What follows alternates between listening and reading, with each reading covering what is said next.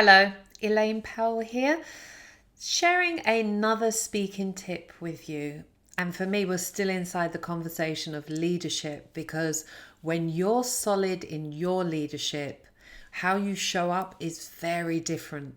And whether it's in a meeting, one-to-one, or at the front of the stage, when you're solid in your leadership, which for me is a lot about mindset, then you enable an audience, people to feel confident in your abilities to deliver safe and secure. So leadership is really important in all areas. Now, today's tip is on how does something occur for you? Just the way I've said it, it might be, how does something occur for me? So how that occurs for you can be the deciding factor in how you behave and the results you get. Let's take an example. Think about Serena Williams, one of the best tennis players in the world. She's about to serve a ball towards you on a tennis court. How is that situation going to occur for you? I know if it was me, it would occur as very scary, because I know that ball's coming about 100, 110 miles an hour. It would occur as an opportunity for my two front teeth to get knocked out if I don't move fast enough. And it would occur that I'm not at that level to actually even be playing anything with her.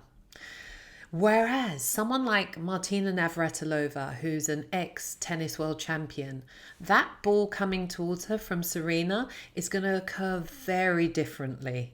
She's going to think of it differently and behave different and take different actions.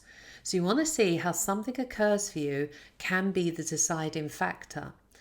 And it's to ask yourself, how does it occur for me? So when I'm coaching many people around speaking and I ask them, how does speaking occur for you? They say things such as, it occurs as vulnerable, it occurs as very scary, it occurs as I can't do it. Well, because it occurs that way, that's how you're going to behave and that's how you're going to react.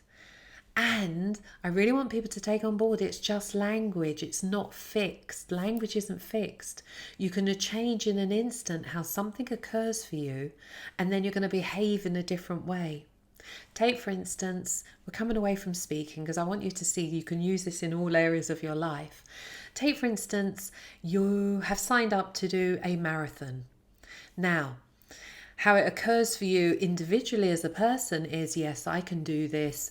And when the time comes for you to get up early in the morning to go training, it's like, it occurs that I can not do it at times. I'll be fine when I get to the running, and I'll be able to do it.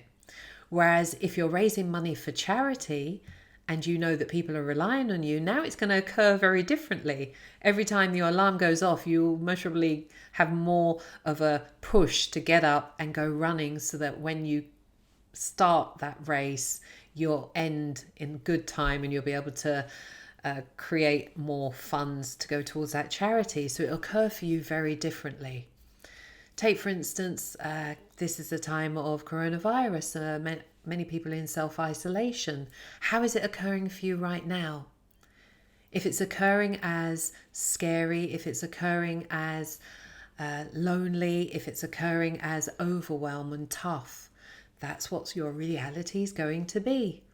But in an instant, you really can change it in your language and just change something that will serve you better. It's occurring as an opportunity to connect with people more, which many of us are doing. It's occurring as an opportunity to pause. It's occurring as an opportunity when my kids are running around and they're just like making so much noise. It can occur for you as a joyful, happy home.